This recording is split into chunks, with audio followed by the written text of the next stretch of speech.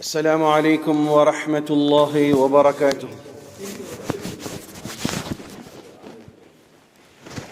الحمد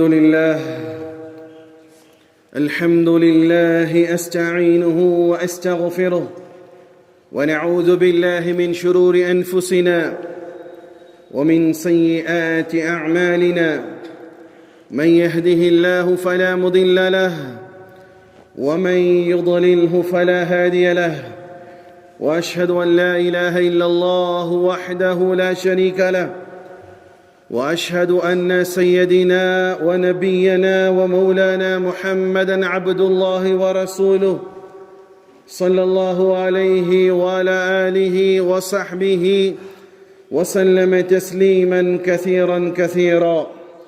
أما بعد، فقد قال حق سبحانه وتعالى في القرآن العظيم والفرقان المجيد: فأعوذ بالله من الشيطان الرجيم بفضل بسم الله الرحمن الرحيم. يا أيها الذين آمنوا اتقوا الله حق تقاته ولا تموتن إلا وأنتم مسلمون. وقال الله عز وجل: يا أيها الناس اتقوا ربكم الذي خلقكم من نفس واحدة وخلق منها زوجها وبث منهما رجالا كثيرا ونساء واتقوا الله الذي تساءلون به والأرحام. وقال الله عز وجل: يا أيها الذين آمنوا اتقوا الله وقولوا قولا سديدا يصلح لكم أعمالكم ويغفر لكم ذنوبكم ومن يطع الله ورسوله فقد فاز فوزا عظيما. أما بعد، فإن خير الحديث كتاب الله وخير الهدي هدي محمد صلى الله عليه وسلم وشر الأمور محدثاتها فإن كل محدثة بدعة وكل بدعة ضلالة وكل ضلالة في النار. اللهم رب اشرح لي صدري ويسر لي أمري واحلل عقدة من لساني يفقه قولي. ربي زدني علما وارزقني فهما. ربي يسر ولا تعسر وتمم لنا بالخير. புகழும் புகழ்ச்சியும் வல்லவன் அல்லாஹ் ஒருவனுக்கு மாத்திரம் உண்டாகட்டுமாக. சாந்தியும் சமாதானமும் இவ்வுலகை சத்தியத்தின் பால் ஈர்த்த உத்தம நபி ஸல்லல்லாஹு அலைஹி வஸல்லம் அவர்கள் மீதும் அன்னாரின் குடும்பத்தாரின் மீதும் அவர்களை முற்றிலுமாக அடிபணிந்து நடந்த சத்திய தோழர்கள் சஹாபாக்கள் மீதும் இங்கு அமர்ந்திருக்கக்கூடிய உங்கள் மீதும் என் மீதும் உலகத்தில் வாழக்கூடிய அத்துணை மக்கள் மீதும் அல்லாஹ்வினுடைய சாந்தியும் சமாதானமும் என்றென்றும் நின்று நிலவட்டுமாக. பிரியமான சகோதரர்களே, கொஞ்சம் முன்னாடி வந்துருங்களேன். ஏன்னா ஜும்மாவுக்கு வர்ற மக்களே லாஸ்ட்டில் ஃபஸ்ட்டாக போகணுன்னு நினைக்கிற ஆள் தான் வருவாங்க. என்னத்தா லாஸ்ட்டில் இப்படி போகணுத்தா ஃபஸ்ட்டாக போயிடணும்னு நினைக்கிற மக்கள் தான் அதிகம் வருவாங்க. அதனால் கொஞ்சம் நீங்கள் முன்னாடி வந்தால் முன்னாடி உட்காருங்க, இல்லாட்டி உங்கள் தோள்பட்டையில் மிதிச்சுட்டே போகிற வருவாங்க. அது என்ன சொல்லணும் நீங்களே சொல்லிக்கோங்க. அதனால் எப்போவுமே ஃபஸ்ட்டு ஸ்டெப்பை ஃபில் பண்ணி பழகுங்க. இதுலையாவது நம்மளை முன்னுக்கு வர விடுவாங்க, நிர்வாகத்தில் விட மாட்டாங்க. அதனால் இப்பயாவது முன்னாடி உட்காந்து நன்மை பெறுங்க. நிர்வாகத்தில் வந்தால் பதில் சொல்லணும் அல்லாட்ட, இப்படி முன்னாடி வந்தீங்கன்னா நன்மை கிடைக்கும். ஹயர். எல்லாருக்கும் டூர் டைம் இது இல்லையா? எல்லா பிள்ளைகளுக்கும் லீவ் விட்டாச்சு. எல்லாம் இப்போது நீங்கள்லாம் உங்களில் நிறைய பேர் சுற்றுலா பயணிகளாக இருப்பீங்க. நல்லா பிள்ளைங்க ஸ்கூல் நேரத்தில் எங்கேயாவது ஜாலியாக போயிட்டு வரலாம். கொடைக்கானல், ஊட்டி, நல்ல காசு உள்ள ஆளுக அமெரிக்கா, ஃப்ரான்ஸ், இந்த மாதிரியெல்லாம் போயிட்டு வரலான்ட்டு சம்மர் நேரங்களில் பிள்ளைகளுடைய ஸ்கூலுடைய விடுமுறை காலத்தில் எல்லோரும் டூர் கிளம்பும்போது அது இயல்பாயிடுச்சு. அது இப்போ ஃபேஷன். அது ஒரு காலத்தில் வருஷத்துக்கு ஒரு டைம் போன ஆளுகளை இப்போது தடுக்கி விழுந்தா எங்கேப்பா இருக்கிறேன்னா டீ சாப்பிட வந்திருக்கிறேன் மாப்பிள்ள, எங்கேடா முக்கு கடைக்கா, இல்லை கொடைக்கானலுக்கு வந்திருக்கிறேங்கிறான். இப்போ அது ஒரு ஃபேஷன் ஆயிடுச்சு. சரி, நம்முடைய ஒரு தலைமுறைக்கு முன்னால் இதே மாதிரி சம்மர் ஹாலிடேஸில் என்ன செய்வோம்? குழந்தைங்களுக்கு லீவ் விட்ட காலத்தில் நம்ம என்னத்தை செய்வோம்? அப்போ டூர் தான் போகணுமா? மதசாக்கு போகணும், ஜமாத்தா, அதெல்லாம் அப்புறம் ஜமாத்து 100% போகிறாங்க. ஏதோ ரொம்ப சேட்டை பண்ணுறான்னு எப்படியோ தல்றா ஜமாத்தில் கொண்டு போய் அதெல்லாம் இப்போது ஜமாத்தில் போகிறது. அப்புறம் என்னமோ ஒருத்தர் சொன்னார், எங்கே போகிறது, கோடை மதர்சாவுக்கு போகிறது, இதெல்லாம் இப்போ அதெல்லாம் வந்தது. அசல்ல நல்லா நினச்சி பாருங்கள், எல்லாம் மறந்துட்டீங்கன்னு நினைக்கிறேன். விடுமுறை வந்ததுமே அவர் தான் கரெக்டாக சொந்தக்காரங்க வீட்டுக்கு போவோம். எங்கே போவோம் தான், அந்த பிள்ளைங்க ஒரு மாதிரி இருக்கும், எப்படா லீவ் விடும் மாமா வீட்டுக்கு போகலாம், எப்படா லீவ் விடும் சித்தப்பா வீட்டுக்கு போகலாம், எப்படா லீவ் விடும் அங்கிள் வீட்டுக்கு போகலாம், அப்படிங்கிற நம்ம வாழ்க்கை வாழ்ந்தோம் நினைக்கிறேன். நீங்கள் எப்படி இருந்தீங்கன்னு எனக்கு தெரியல. ஏன்னா நீங்கள் எல்லாம் இப்போது ரொம்ப சூஃபிகளாக இருக்கிறீங்க, ஜமாத்தில் போகணும் சம்மர் கிளாஸுன்ட்டு. ஆனால் நாங்கள்லாம் சின்ன வயசில் அந்த ஒரு வருஷம் காத்துட்டு கிடப்போம், லீவ் எப்போ விடுவாங்க, மாமா வீட்டுக்கு போகணும், மாமி வீட்டுக்கு போகணும், நன்னா வீட்டுக்கு போகணும், ராதி வீட்டுக்கு போகணும். ஆனால் இது ஃபேஷனுங்கிற பெயரால் இன்னைக்கு எப்படி ஆயிடுச்சு. அதுக்காக வேண்டி நீங்கள் வராமுட்டுறாதீங்க தான், கொடைக்கால்காரங்க பொழப்பு கெட்டு போயிடும். அதனால் நிறைய பேர் வாங்க, எங்களுக்கு லாபம் தான். ஆனாலும் சத்தியத்தை சொல்லி தான் ஆகணும். ஒரு காலம் இருந்தது, விடுமுறை காலங்களில் அது சரியாக பயன்படுத்தக்கூடிய இடம் உறவுகளோடு பரஸ்பரமாக இருக்கக்கூடிய காலம் இருந்துச்சு. இப்போ யார் கூட உறவு வச்சிருக்கிறோம், செல்போன் கூடயும் அப்புறம் டூரிசம் கூடயும் உறவு வச்சிருக்கோம். அந்த உறவு கொஞ்ச நேரத்தில் எப்படி முறிஞ்சு போயிடுதோ அதே மாதிரி செல்போனும் புரிஞ்சு போயிடுது, உடஞ்சி போயிடுது, டூரிசமும் கட் ஆகிடுது. ஏன்னா வரும்போதே சண்டை, வரும்போது ஜாலியாக போவாங்க, போகும்போது இந்த புரோட்டா கணக்கில் சண்டை போட்டு போகும்போது மூஞ்சி உசுன்னு வச்சு தான் போகிறாங்க நிறைய பேர். சகோதரர்களே, இஸ்லாம் உறவுகளை மேம்படுத்த சொல்லியிருக்குது. இஸ்லாம் என்ன செஞ்சிருக்குதா, உறவுகளை. இன்னைக்கு என்னமோ தெரியல கல்யாணம் ஆனதுமே வரும்போதே அம்மனி பின்னாடி கத்திரிக்கோளோட தான் வருது. அம்மனி என்ன செய்யுதா, பின்னாடி வரும்போதே கத்திரிக்கோளோட தான் வருது. இன்னைக்கு நிறைய பேருடைய கேள்வியும் கூட உள்ள வந்ததுமே முதலாவது முறை இப்போதான் ஃபோன்லேயே குடும்பத்தை நடத்திடுறாங்க, அப்புறம் தான் திருமணமே ஆகுது. அது ஒரு வாழ்க்கையாது நல்லாவா இருக்கு, கலீஜ் மாதிரி இருக்கு. ஃபோன்லேயே நிச்சயம் பண்ணதுமே அதில் அசரத்துகளுக்கு கூட விதி விலக்கு இல்லை, வாங்கிடுறாங்க நம்பரு. இந்த ஒரு பாதி வாழ்க்கை ஃபோன்லேயே போயிடுது. நல்லா ஞாபகம் வச்சுக்கோங்க கல்யாணமாகாத பசங்களே, நீங்களாம் கல்யாணத்துக்கு முன்னாடி ஃபோனில் பேசிட்டேன்னு வைங்களேன், உங்கள் டப்பா டவுசர் தான், ஒன்றுமே விளங்காது, நீங்கள் நல்லாவே இருக்க மாட்டீங்க. காரணம், நீங்கள் இங்கே வலிஞ்சு பேசுவீங்க ஃபோனில். அதே வழியில் திரும்ப லைஃப்பில் ரியல் லைஃப்பில் கொண்டு வரணுங்குவா, உங்களால் முடியாது, சண்டையில் தான் முடியும். நீங்கள் நிறைய கவுன்சிலிங் வராங்க நம்மகிட்ட, இதுதான் நடக்குது. என்னன்னா, இவர் கல்யாணத்துக்கு முன்னாடி சாப்பிட்டியான்னு 10 மெசேஜ் அனுப்புவார், இப்போ வீட்டிலே உட்காந்துட்டு சாப்பிட்டியான்னு கேட்க முடியாது. அடா அறிவு வெட்டவளே, உனக்கு நீ தான் அவனுக்கே சோறு போடுற, இப்படி என்னத்தை போய் கேட்க முடியும். இதெல்லாம் சைத்தானுடைய ஊசலாட்டுங்க. அப்போது என்ன சொல்ல வந்தேன், அந்த உறவுகளை மேம்படுத்துவதற்கான சூழல்களை அமைத்துக் கொள்ள, வேற ஏதோ சொல்ல வந்து அப்படி கன்ஃபியூஸ் ஆயிடுச்சு. இப்போ மனைவி கணவனுடைய அந்த உறவு, அது ஃபோனில் டாபிக் ஸ்டார்ட் ஆனது இல்லையா, இப்போ பேசுகிறது எப்படி அது உடஞ்சி போயிடுதோ அதே மாதிரி திருமணத்திற்கு பின்னால் அது உறவு கொண்டது உடஞ்சி போயிடுது. இப்போ எப்படி டூரிசமும் ஃபோனுடைய உறவும் ஒரு கட்டத்தில் உடஞ்சி போயிடுதோ அது மாதிரி உடஞ்சி போயிடும். ஆனால் இஸ்லாம் வந்து உறவுகளை ரொம்பவே என்ன கைஞ்சி கத்திரிக்கோளில் இருந்து வந்தது. அம்னி வரும்போது என்ன செய்யுது, உள்ள கத்திரிக்கோளோட வருது. வந்ததுமே கேட்குற ஃபர்ஸ்ட் கேள்வி, நிறைய பேர் சிரிச்சிங்கன்னா உண்மையாக இருக்கும், உலகத்திலே உங்களுக்கு பிடிச்சது யாருன்னு. நான் ஒரு சில பேர் தான் கேட்பாங்கன்னா, நிறைய பேர்கிட்ட கேட்டது தான் வருது. என்னன்னா, அன்னைக்கு கல்யாணம் பண்ணதுமே அந்த அம்னியுடைய நினைப்பு என்ன வருதுன்னா, அம்மா அத்தா மாமே மச்சான் சொந்தம் பந்தம் எல்லாம் என்னது எனக்கு அப்புறம் தாண்டு, எனக்கு அப்புறம் தான். நிறைய பேர் விவரமாக சிரிக்காமல் இருக்கிறீங்க, ஏன்னா சிரிச்சோம்னா கண்டுபிடிச்சிடுவாரோ. அது கேட்குற கேள்வி, இது ஒரு கேள்வியா? ஒரு என் கூட படித்த மாணவர் அவங்ககிட்ட அப்படி தான் கேட்டுச்சு. அவன் என்ன சொல்லிட்டான்னா, எங்கள் அம்மாவும் அத்தா தான் எனக்கு ரொம்ப பிடிக்கும்னா. சின்ன வயசு பையனுக்கு வலியுறுத்தி கல்யாணம் பண்ணிச்சிட்டாங்க. உடனே அப்போ நீ அத்தா அம்மா கூடயே போயிருத்தா ராசான்னு வெளியே அனுப்பிடுச்சு. அது அனுப்புனது பெரிய பொம்பளை இல்லை, சின்ன வயசு பொண்ணு. அப்புறம் எல்லாம் சொல்லி தாஜா பண்ணி, இல்லைப்பா அப்படிலாம் சொல்லாத, நீ தாண்டு கெதின்னு போய் விழுந்துரு, அப்போ தாண்டா ஏதாவது ஆகணும். அப்புறம் போனான். அப்போ வரும்போதே திருமணத்திற்கு பிறகு ஏறத்தாழ சதவீதம் என்னை மட்டுமே நேசிக்க வேண்டும் என்ற எண்ணம் குடும்பத்திலே பல்வேறு விதமான உடைச்சல்களுக்கும் பிரிவுகளுக்கும் அடிப்படை காரணம். ஆனால் இஸ்லாம் என்ன சொல்லுதுன்னா, சின்ன வயசுலே பழக்குங்க. மாமா இவர் அத்தா. இப்போ என்ன சொல்லுவானுங்கன்னா, அத்தாவுடைய தம்பி இருக்காருன்னு வைங்க, இவங்க அம்மா போம்ப, டேய் எப்படியானாலும் வாங்கடா, உன் சித்தப்ப மாதிரி ஆயிடாது.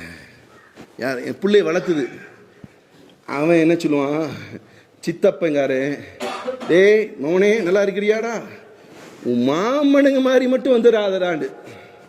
இதான் நடக்குது. இப்போ இந்த பையன் அப்படி மாமனை பார்க்கும்போது ஒரு பார்வை வைப்பான், எங்கள் அம்மா எங்கள் அப்பையும் சொல்லியிருக்கிறான், என்னண்டு மாமே மாதிரி வந்துடாதுலேண்டு. இப்போ இங்கிட்டு சித்தப்பாவை பார்த்தாலுமே அம்மா சொல்ல நினைப்பொருள் அம்மாவுடைய தங்கச்சி அக்கா சொல்லி கொடுத்துருப்பாங்க, ஐயோயோ ஏன் தான் எங்கள் அக்கா உன் வீட்டில் போய் வாக்கு பிடிச்சோ தெரியல, உனக்கெல்லாம் மனுஷனுங்களான்னு சொல்லி கொடுத்துருக்கோம். இவன் பையன் பார்க்கும்போது சித்தப்பனை ஒரு ரைட்டு இவனுங்கெல்லாம் வில்லனுங்க போல தெரியுது.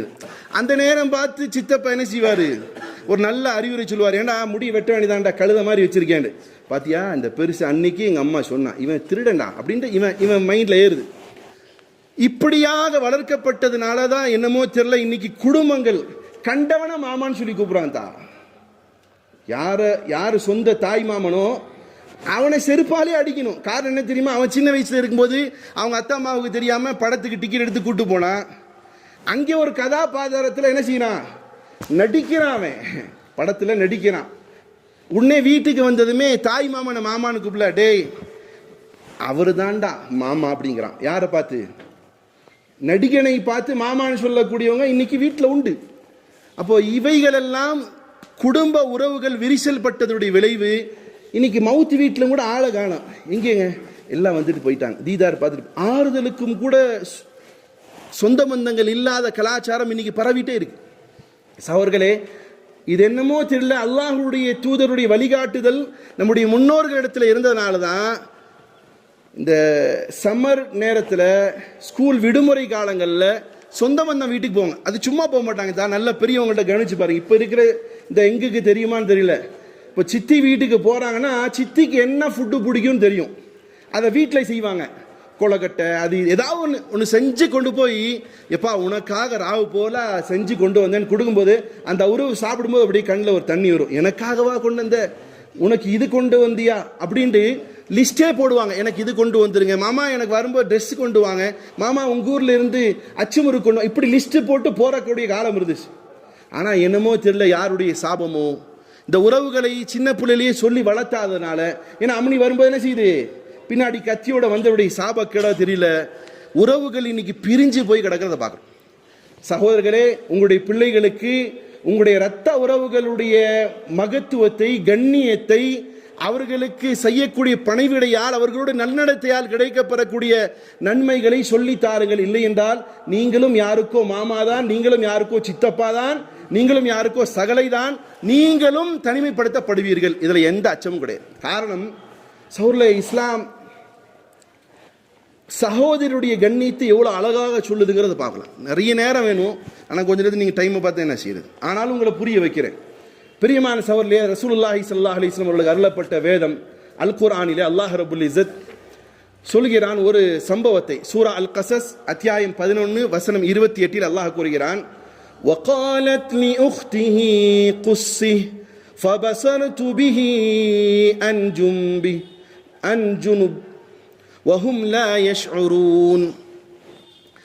மோசஸ் என்று அழைக்கப்படக்கூடிய மூசா அலைஹிஸ்ஸலாத்து வஸ்ஸலாம் அவர்கள், அவங்க பிறந்த காலகட்டம் எப்படி, ஃபிரௌன் ஆண் குழந்தைங்களை பிறந்தாலே வெட்டி சாய்க்கக்கூடிய கலாச்சாரம் இல்லையா? அப்படி குழந்தைங்கள்லாம் கொண்டுட்டு இருக்கிற காலத்தில் மூசா நபி அலைஹிஸ்ஸலாத்து வஸ்ஸலாம் அவங்க பிறக்கிறாங்க. அவங்க அம்மாவுடைய வயிற்றுல இருந்து குழந்தைய கையில் எடுத்ததையும் பார்க்குறாங்க. பொம்பளை புள்ளியா இருந்தால் சந்தோஷம் நினைச்சாங்க. ஆனால் என்ன இருக்குது, மூசா அலைஹிஸ்ஸலாம் ஆம்பளை புள்ளியா இருக்கிறாங்க. இப்போ இந்த அம்மா ஊரில் ஆர்டர் போட்டு வச்சுருக்காங்க, யார் வீட்டில் ஆம்பளை புள்ள பிறந்தாலும் என்ன செய்யணும், கொன்றுணும், அரசாங்கத்திட்ட கொண்டு வந்து கொடுத்துணும், இல்லை அரசாங்க ஊரில் வந்து அவங்கள குழந்தைய கொலை செய்வாங்க. இப்போ இந்த அம்மாவுக்கு பயம் வருது. அல்லாஹ்வுடைய உள்ளத்தில் ஒரு வஹி போல ஒரு எண்ணத்தை தோண்டு வைக்கிறான். என்னன்னா, மூசா அலைஹிஸ்ஸலாத்து வஸ்ஸலாமுடைய அம்மாவே, நீங்கள் இந்த குழந்தை என்ன செய்யாதீங்க, அரசாங்கத்திட்ட கொண்டு போய் கொடுக்க வேண்டாம், நீங்களும் எங்கேயாவது ஒளிச்சு வைக்க வேண்டாம், நீங்கள் ஒரு வேலை செய்யுங்க, ஒரு பெட்டி மாதிரி செஞ்சு மோசஸை, மூசா நபி அலைஹிஸ்ஸலாத்து வஸ்ஸலாமுல தொட்டிலில் போட்டு தண்ணியில் விட்டுடுங்கன்னு அல்லாஹ் யாரை செய்கிறான், மூசா அலைஹிஸ்ஸலாத்து வஸ்ஸலாமுடைய அம்மா அவருடைய உள்ளத்தில் போகிறான். இந்த அம்மா என்ன செய்கிறாங்க, அழகாக ஒரு பெட்டி செஞ்சு அந்த குழந்தைய உள்ளே வச்சு பாக்ஸ் மாதிரி ரெடி பண்ணி நைல் நதியில் போடுறாங்க. அப்படி போடும்போது அவங்களுடைய அக்கா ஒருத்தவங்க இருக்கிறாங்க. யாருடைய அக்கா, மூசா நபி இஸ்லாமுடைய அம்மாவோட அக்கா இல்லை, அப்படி தானே? மூசா நபி அலைஹிஸ்ஸலாத்து வஸ்ஸலாமுக்கு அக்கா இருந்தாங்க. அந்த அக்காவை கூப்பிட்டு, எப்பா உன் தம்பியை நான் என்ன செய்கிறேன், பாக்ஸில் போட்டு போடுறேன், தாய் தானே குழந்தையை காப்பாற்றணும், பாக்ஸில் போடுறோம், நாளைக்கு என்ன ஆகுன்னு தெரியாது, அதனால கூப்பிட்டு மகளை சொல்றாங்க, மகளே உன் தம்பியை நான் இப்படி பாக்ஸில் வச்சு விட்டுருக்கேன், நீ கொஞ்சம் அப்படி எட்டி பார்த்துட்டே இரு, யாரும் உன்னை பார்த்துடக்கூடாது. ஃபிரௌனுடைய கூட்டத்தார் என்ன செஞ்சிருவாண்டா, பார்த்துடாத மாதிரி அந்த பாக்ஸை கொஞ்சம் ஃபாலோ பண்ணிட்டு அக்காவும் அப்படியே பார்க்குறா. நம்ம எல்லாம் அக்காவை எப்படி நினைப்போம்னு சொன்னால், இது படத்தில் காட்டுற சனியன்களால் வரக்கூடிய விஷயம் என்னன்னா, அக்காவை டெரராகவே பார்த்து பழகிட்டோம். அக்கா என்பவள் உண்மையிலே அவள் ஒரு தாயை போன்றவள். அக்கா என்பவள் வீட்டில் நீங்கள் நல்லா பார்க்கணுன்னா, உங்கள் வீட்டில் பொம்பளை புள்ள பிறந்து ஒரு 3-4 வருஷத்துக்கு அப்புறம் அல்லது 5 வயசுக்கு அப்புறம் உங்கள் வீட்டில் ஒரு ஆம்பளை பையன் பிறந்தான்னு வைங்களேன், அந்த குழந்தைய அந்த பொம்பளை புள்ள பார்க்குற விதம் இருக்கு பாருங்க, தாயை விட கொஞ்சம் மிஞ்சியதாக இருக்கும். அம்மா தம்பி அழுகிறான், அம்மா தம்பி உச்சா போயிட்டான், அம்மா அம்மான்னு கத்தும். ஏன்னா தாயினுடைய உணர்வை அப்படியே அப்சர்வ் பண்ணவள் தான் சகோதரி. இப்போ இந்த சகோதரி எட்டி பார்க்குறா, மோசஸை போட்டோமே, மூசா அலைஹிஸ்ஸலாத்து வஸ்ஸலாம் டப்பால போட்டு என்ன ஆகுதுன்னு அல்லாஹ் அப்படியே வர்ணிக்கிறான் குரான்ல. டைம் கிடைச்சா உங்களுடைய பொன்னான நேரங்களை உங்களுக்கு நினைச்ச தயவு செஞ்சு குரானையும் கூட கொஞ்சம் படிச்சு பாருங்க. ஏன்னா உங்களுக்கு ஃபேஸ்புக், வாட்ஸ்அப், இன்ஸ்டாகிராமில் கழிக்கக்கூடிய நேரம் ரொம்ப பாவம். நீங்கள ரொம்ப கஷ்டப்பட்டு, ஏன்னா நாளைக்கு அல்லாட்ட பதில் சொல்லணும் இல்லத்தா, இன்ஸ்டாகிராம் எவ்வளோ நேரம் பார்த்தேன், ஃபேஸ்புக் எவ்வளோ நேரம் பார்த்தேன். அதனால கொஞ்சம் நன்மை இல்லைன்னு நினைச்சிட்டாவது குரானுக்கு கொஞ்ச நேரம் படிச்சு பாருங்க. இந்த சூரா கசஸ் அத்தியாயம் 11, 28வது வசனத்தை படிங்க. அப்போ அல்லாஹ் சொல்றான், அந்த குழந்தையை தண்ணீரில் போட்டு அக்கா பார்த்துட்டே நிற்கிது, எங்கே போகுதுன்னு அந்த அப்படியே அடிச்சுட்டே போய் நைல் நதியில் விட்டாங்க. ஃபிரௌனுடைய மாளிகைக்கே போகுது. அல்லாஹ் சொல்றான், வஹர்ரம்னா அலைஹில் மராதிஅ மின் கப்லு வகாலத் ஹல் அதுல்லுக்கும் அலா அஹல். இந்த குழந்தை அப்படியே தொட்டியில் மிதந்துக்கிட்டே போகுது. ஃபிரௌனுடையவும் அவங்க பிள்ளைங்கெல்லாம், பொம்பளை பிள்ளைங்க, ஃபிரௌனுடைய வீட்டுக்காரமெல்லாம் நைல் நதியில் குளிச்சுட்டு இருக்காங்க. டப்பா ஒன்று வருது, அதை எடுத்து தூக்கி பிரித்து பார்த்தா உள்ள அழகான குழந்தை இருக்கு.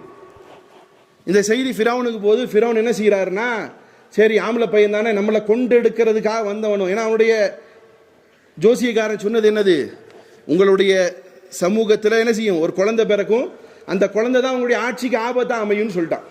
இப்போ எல்லா குழந்தைங்கள மாதிரி இந்த குழந்தையும் கொல்லணுங்கிற மாதிரி ரெடி ஆகும்போது ஃபிரௌனுடைய வீட்டுக்காரமா சொல்றாங்க, வகாலத் இம்ரஅத்து ஃபிரௌன் குர்ரத்து ஐனில் லி வலக்.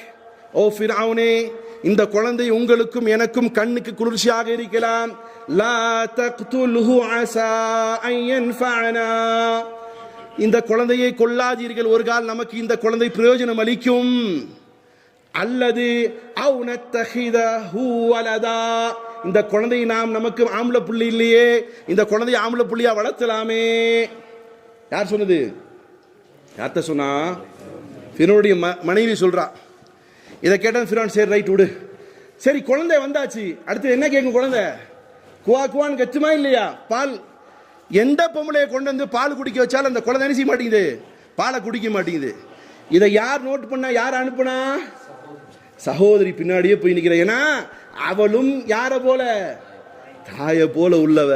போய் நின்று பார்த்துட்டே இருந்துட்டு கேப்பு காத்துக்கிட்டே இருக்கா. எல்லா பொம்பளைங்களும் வந்து அல்லாஹ் என்ன சொல்றாங்க பாரு, வஹர்ரம்னா அலைஹில் மராதிஅ மின் கபுல். அல்லாஹ் சொல்றான், செவிலி தாயினுடைய எல்லா பால்களையும் நான் ஹராமாக்கி விட்டேன். நல்லா சொல்றான். நீ எந்த அம்மாவை கொண்டு வந்து பால் கொடுத்தா என்ன குடிக்காது? யார் குடிக்க மாட்டா? மோசஸ் குடிக்க மாட்டார், மூசா அலைஹிஸ்ஸலாம் குடிக்கும். ஏன்னா யார் என்ன செஞ்சிட்டான்? அல்லாஹ் அந்த குழந்தையின் மீது ஹராம் ஆக்கிட்டான். அப்ப ஹராம் ஆக்கினதுனால குழந்தைக்கு பால் ஹராம் ஆக்கினதுனால குழந்தை குடிக்கல. இப்போ இந்த குழந்தை குடிக்காதனால வகாலத் ஹல் அதுல்லுக்கும், அந்த சமூகத்துக்கு போகுது. சகோதரி போறா, எத்தா நீங்க ஆளை, குழந்தைக்கு பால் இல்லைன்னு தானே தேடிட்டு இருக்கிறேன். ஹல் அதுல்லுக்கும், உங்களுக்கு ஒரு ஆளை காட்டட்டுமா? அலா அஹ்லி பைத்தின் யக்ஃபுலூனா, ஒரு அம்மா இருக்கிறாங்க, பால் கொடுக்குற அம்மா இருக்கிறாங்க, அவங்கள நான் காட்டட்டுமான்னு கேட்குறான். அப்போ ஃபிரௌனும் ஃபிரௌனுடைய சமூகத்தார் சொல்றாங்க, யார் அது? அல்லாஹ் அப்புறம் சொல்றான், ஹும் லஹு நாசிஹூன், அந்த அம்மா நான் சாதாரணமா இல்லை, குழந்தைய ரொம்ப கவனமாக பார்த்துக்கோ, அந்த மாதிரி ஒரு அம்மா உங்களுக்கு காட்டுட்டுமான்னு கேட்குறான். சொன்னதுமே சரி கூட்டுவான். யாரை கூட்டு வராங்க?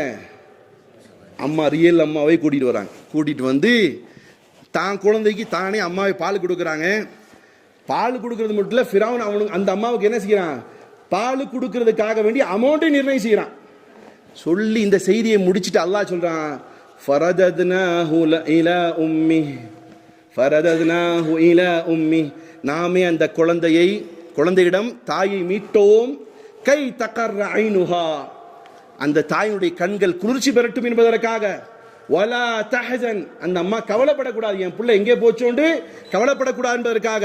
வலி தஅலம அன்ன வஅதல்லாஹி ஹக், அறிந்து கொள்ள வேண்டும் அல்லாஹ்வுடைய வாக்கு சத்தியமானது என்பதை. அல்லாஹ் என்ன மனசுல போட்டான்? உன் பிள்ளைய கொண்டு போய் தண்ணியில போடு, நான் பார்த்துக்க வேண்டும் அல்லாஹ் சொன்னானா இல்லையா? அதனால தான் அந்த அம்மா போட்டுச்சு. அப்போ நான் என் வாக்குறுதி உண்மையானது என்பதை நிர்ணயிப்பதற்காக, தீர்மானித்து அதை செயல்படுத்துவதற்காக அந்த அம்மாட்டி அந்த குழந்தையை அனுப்பினேன்னு சொல்லிட்டு வலாக்கின் அக்ஸரஹும் லா யஅலமூன். ஆனால் இந்த செய்தி பல பேருக்கு தெரியுதில்லை நல்லா சொல்லலாம். அப்போ அல்லாஹ்வின் மீது நம்பிக்கை வச்சது என்ன ஆகலைங்க? வீணடிக்கப்படல. அப்போ இந்த ஒரு பெரிய தூதராக இருக்கக்கூடிய மோசஸ் என்று அழைக்கக்கூடிய மூசா அலைஹிஸ்ஸலாத்து வஸ்ஸலாம் அவர்கள் காப்பாற்றப்படுவதற்கு யார் துணையாக இருந்தா? யார் அல்லாஹ் தேர்வு செஞ்சா? வேற யாராவது ஒரு மலக்குமாரில் தேர்வு செய்யலாமா இல்லையா? அப்ப அல்லாஹ் உணர்த்துறான், அக்கா தம்பியுடைய உறவு இவ்வளோ புனிதமானது. ஒரு நபியை காப்பாற்றுவதற்கு அல்லாஹ் வேற யாரையும் தேர்வு செய்ய என்ன செய்யறான்? அக்காவை தேர்வு செய்யறான். அப்போ நம்ம கூட அக்கா பிறந்திருந்துச்சுன்னா எப்படியாப்பட்ட கண்ணியம் கொடுக்கணும்னு சொன்னா, அல்லாஹ்வுடைய தூதர் எப்படியெல்லாம் கண்ணியம் கொடுத்தாங்களோ அப்படி கொடுக்கணும். தங்கச்சி இருந்துச்சுன்னு சொன்னா எப்படியெல்லாம் அல்லாஹ்வுடைய தூதர் கண்ணியப்படுத்தி சொன்னாங்களோ அப்படி கொடுக்கணும். எப்படியாப்பட்ட நிலை தெரியுமா சோர்லே? உங்களுக்கு அக்காவோ தங்கச்சியோ இருக்குது, உங்களுடைய நிலை அந்த பிள்ளையை பொறுத்த வரைக்கும் எப்படி தெரியுமா? ரசூலுல்லாஹி ஸல்லல்லாஹு அலைஹி வஸல்லம் அவர்கள் தந்தையை போன்ற ஒரு கண்ணியத்தை கொடுக்குறாங்க.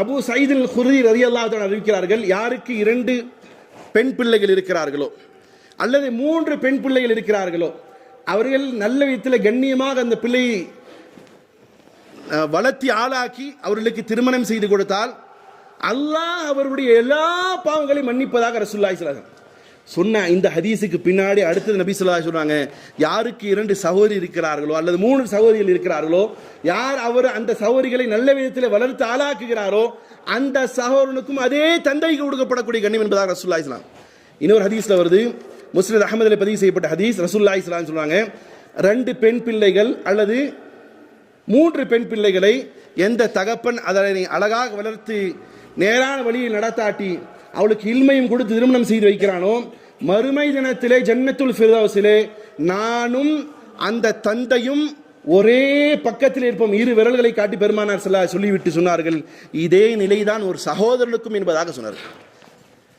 அண்ணே அல்லது தம்பியா இருக்காரு அல்ல அண்ணனா இருக்காரு, தன் வீட்டில் இருக்கக்கூடிய கொமர்களை, சகோதரியை, அக்காவை, தங்கச்சியை கரை சேர்த்துக்கிறார், அவரை கவனித்துக் கொள்கிறார், அவருக்கு தேவையானதை வாங்கி கொடுக்கிறார், பிரியமாக நடந்து கொள்கிறார், அவரை கண்ணியப்படுத்துகிறார்.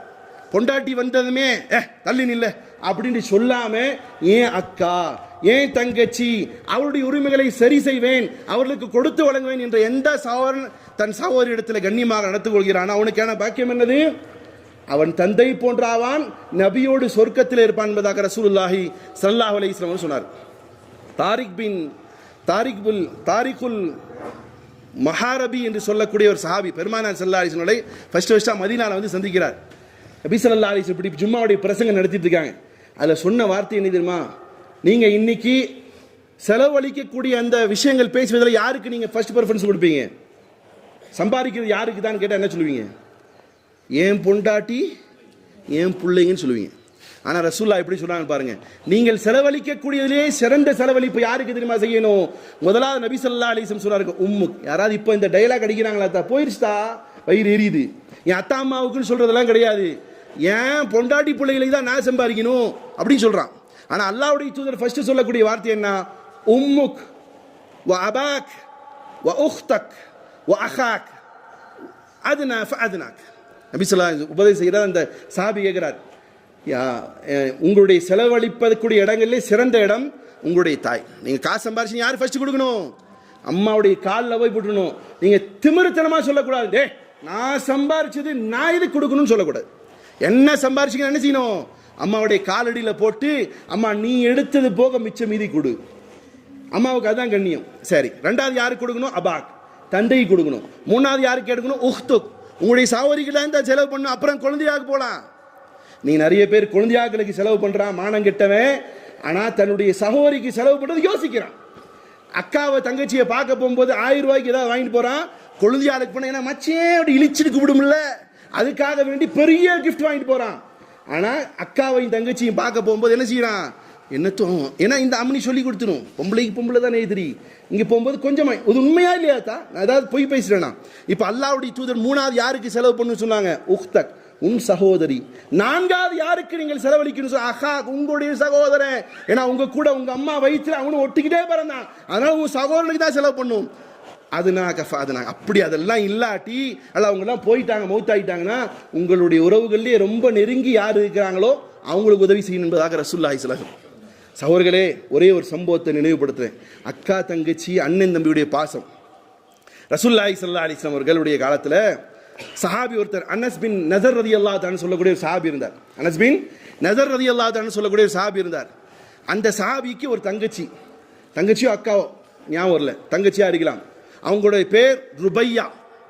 அந்த அம்மா என்ன செஞ்சுறாங்க, பக்கத்து வீட்டில் சண்டைல அந்த அம்மா நல்லா ஃபோர்ஸாக இருப்பாங்க. ஒரே குத்துறதுல ஆப்போசிட்ல இருக்கிற அம்மாவுடைய பல்லு என்ன ஆயிருது, உடஞ்சி போயிடுது. இந்த செய்தி ரசூலுல்லாஹி ஸல்லல்லாஹு அலைஹி வஸல்லம் வருது.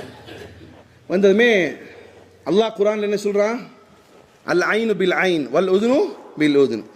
சண்டையில் கண்ணு போச்சுன்னா கண்ணுக்கு கண்ணு, காதுக்கு காது, மூக்குக்கு மூக்கு, பல்லுக்கு பல்லு. இது அல்லாஹ்வுடைய சட்டை இல்லையா? நபி ஸல்லல்லாஹு அலைஹி வஸல்லம் சமூகத்துக்கு கூப்பிட்றாங்க. இந்த வரார் சட்டைன்னா ஒன்று பழிக்கு பழி, அல்லது அந்த பல்லு உடைஞ்சதுக்காக வேண்டி 5 ஒட்டகம் என்ன செய்யணும், பனிஷ்மெண்ட்டாக கொடுக்கணும். 3வது என்ன செய்யணும், மன்னிக்கலாம். இப்போ இந்த சஹாபி 3 பேர் நிற்கிறாங்க. சஹாபி நிற்கிறார், நபி ஸல்லல்லாஹு கூப்பிட்றாங்க, என்ன இப்படி உன் தங்கச்சியுடைய நிலைமையாச்சாமல்ல? ஆமா யா ரசூலுல்லாஹ், தெரியாம செஞ்சுட்டா, அவங்கள மன்னிக்க சொல்லுங்க யா ரசூலுல்லாஹ்னு கேட்குறேன். தெரியாம செஞ்சுட்டா மன்னிச்சிருங்கன்னு சொல்லுங்க யா ரசூலுல்லாஹ். நபி ஸல்லல்லாஹு அலைஹி சொல்றாங்க, இல்லப்பா அவங்க கிசாஸ்ல நிற்கிறாங்க, பழி தீர்க்கிற விஷயத்தில் நிற்கிறாங்க, அதனால மன்னிக்கலாம் சொல்ல முடியாது. காரணம் என்ன சொல்ல? அப்படி நபி ஸல்லல்லாஹு அலைஹி கிதாபுல்லாஹில் கிசாஸ் யா அனஸே, குர்ஆன்லயே அல்லாஹ் சொல்லிட்டான், பல்லுக்கு பல்லு மூக்குக்கு மூக்குன்னு சொல்லிட்டான். அதனால கிசாஸ் தான் அவங்க கேட்குறாங்க, பொண்ணு. அதனால உங்க தகவலுடைய என்ன செய்யணும், பல்ல ஏன் அக்காவுடைய ஏன் தங்கச்சியுடைய பல்லு உடைக்கணுமா, அதுக்கு வலிக்குமே யா ரசூலல்லாஹ், மன்னிக்க சொல்லுங்கள் யா ரசூலுல்லாஹ்னு கேட்குறாரு. நபி ஸல்லல்லாஹு அலைஹி சொன்னாங்க, இல்ல கிதாஸ் கேட்குறாங்க. உடனே அவருக்கு ஒரு கோவம் வருது. சொல்றார், லா வல்லதி பஅஸ பில் ஹக்கி லா துக்ஸரு சைல ருயா. அல்லாஹ்வின் மீது ஆணையாக யா ரசூலுல்லாஹ், இன்று ருபையாவினுடைய பல் உடைக்கப்படாதுன்னு சொல்றாரு. என்ன சொல்றாரு? அல்லாஹ்வின் மீது சத்தியமாக, யார் உங்களை சத்தியத்தை கொண்டு இந்த உலகத்தில் நபியாக அனுப்பினாரோ அந்த அல்லாஹ்வின் மீது சத்தியமாக இன்றைக்கு என்ன செய்ய முடியாது, ருபையாவுடைய பல் உடைக்கப்படாது. அப்படி சொல்லாமாத்தா? சட்டை என்ன சொல்லுது? சட்டை என்னத்தான் சொல்லுது? பல்லு உடைக்கப்படும். இவர் என்ன சொல்றாரு? உங்களை யார் அனுப்புறா அந்த அல்லாஹ்வின் மீது சத்தியமாக என்ன செய்யணும், என் தங்கச்சி பல்லு உடைக்கப்படாது. இந்த சொல்லாடல் சமயத்திலேயே இது யாருக்கு கேட்குது செய்தி? யாருக்கு கேட்கும்? ஃபர்ஸ்ட் அல்லாஹ் கேட்டதுமே அல்லாஹ் அவங்களுடைய உள்ளத்துல ஒரு மாற்றத்தை போட்டு சொல்றான், யார் ரசூலா பழி வாங்கல, நான் மன்னிச்சு விட்டுருவோம். உடனே நபி ஸல்லல்லாஹு அலைஹி வஸல்லம் சொன்னாங்க, இன்ன மின் இபாதில்லாஹி மல்லவ் அக்ஸம பில்லாஹி லா பர்ரா. அல்லாஹ்வுடைய சில அடியார்கள் இருக்கிறார்கள், அவர்கள் அல்லாஹ்வின் மீது ஒரு செய்தியை சத்தியம் செய்து விட்டால் அல்லாஹ் அதனை நிறைவேற்றி தந்து விடுகிறான். புரியுதா? இவர் யாரை கூப்பிட்டாரு? அல்லாஹ்வின் மீது சத்தியம் சொல்லிட்டாரா இல்லையா? அந்த சத்தியம் செய்த அப்ப எவ்வளவு அவர் நல்லவராக இருந்தால் அல்லாஹ் அப்படி ஒரு உள்ளத்துல போடுவான். அல்லாஹ்வின் மீது சத்தியமாக ருபையாவுடைய பல் உடைக்கப்படக்கூடாது ரசூலுல்லாஹ் சொல்லும் பொழுது அவருடைய உள்ளத்தில் என்ன செஞ்சுட்டான்? அல்லாஹ் பழி தீர்க்க வேண்டாங்கிற செய்தியை போட்டு உடனே அந்த செய்தி அவங்க மன்னிச்சு விட்டுட்டு போறாங்க. இது மாதிரி இருக்கக்கூடிய சஹாபா, அதே சஹாபாக்கள் வரிசையில் தான் ஒருத்தர் இருந்தார், ஹஜ்ரத் ஜாபிர் ரலியல்லாஹு அன்ஹு. அவங்க அத்தா மௌத்தாகும் போது கடனை வச்சுட்டு மௌத்தாரார். கூட எத்தனை குழந்தைகளை விட்டுட்டு போறாரு தெரியுமா? 9 பொம்பளை பிள்ளைகளை விட்டு போறார். நபி ஸல்லல்லாஹு அலைஹி வஸல்லம் டிராவலில் போயிட்டு இருக்கிறாங்க. நபி ஸல்லல்லாஹு அலைஹி வஸல்லம் கிட்ட நபி கேட்குறாங்க, ஜாபிரை திருமணம் ஆயிடுச்சான்னு கேட்குறாங்க. ரசூலுல்லாஹ் திருமணம் ஆயிடுச்சு யார் ரசூலுல்லாஹ்? அப்போ கேட்குறாங்க நபி ஸல்லல்லாஹு அலைஹி வஸல்லம், நீண்ட வரலாறு சுருக்கமாக சொல்லி முடிக்கிறேன். யாரை திருமணம் பண்ணீங்க? கன்னி பெண்ணை திருமணம் செய்தீர்களா அல்லது விதவை பெண்ணை திருமணம் செய்தீர்களா கேட்குறான். நபி ஸல்லல்லாஹு அலைஹி வஸல்லம் அந்த ஜாபிர் ரலியல்லாஹு அன்ஹு சொல்றாங்க, யார் ரசூலுல்லாஹ், நான் விதவை பெண்ணை திருமணம் செய்தேன். யார் ரசூலுல்லாஹ்? ஏன் ஒரு நல்ல கன்னி பெண்ணை திருமணம் பண்ண வேண்டியதானே, ஏன் இப்படி போய் விதவை பெண்ணை திருமணம் செஞ்சீங்கன்னு ரசூலுல்லாஹ் கேட்குறான். அதுக்கு பெருமானார் ஸல்லல்லாஹு அலைஹி வஸல்லம் ஜாபிர் ரலியல்லாஹு அன்ஹு சொல்றாங்க, யார் ரசூலுல்லாஹ், என் அத்தா விட்டுட்டு போகும்போது 9 பொம்பளை பிள்ளைங்க, நான் ஒரு இளம் வயதில் இருக்கக்கூடிய அல்லது திருமணமாகாத கன்னி பெண்ணை நான் திருமணம் செய்தா இங்கே வீட்டில் என் அக்கா தங்கச்சிங்க 9 பேர் இருக்கிறாங்க, அவங்களுக்கு உதவியாக இருப்பானான்னு சொல்ல முடியாது. இதே ஒரு விதவையை கட்டினா அவளுக்கு இருக்கக்கூடிய வருத்தத்திற்கு என் சகோதரிகளையும் சகோதரியாக நினைச்சு அவங்களுக்கு கொஞ்சம் உபகாரமா இருப்பான்னு நினைச்சு நான் கட்டிக்கிட்டேன் யார சொல்லலாம். அப்படியா நபிசல்லா கேட்டுட்டு, ஜாபிரே குதிரை எனக்கு வேண்டும் விற்கிறீர்களான்னு கேட்குறான். குதிரை வேண்டும் விற்கிறீர்களா ரசூல்லாட்ட? அவங்க குதிரை விற்கிறான். நபிசல்லா அலிஸ்லாம் அவங்க அந்த காசையும் கொடுத்துட்டு ஒரு மூட்டை அளவு காசை கொட்டி கொடுக்குறாங்க. கொடுத்துட்டு ஜாபிர் ரலியல்லாஹு தஆலா வீட்டுக்கு போல பின்னாடி ஒரு ஒட்டகத்தையும் கொடுக்குறாரு.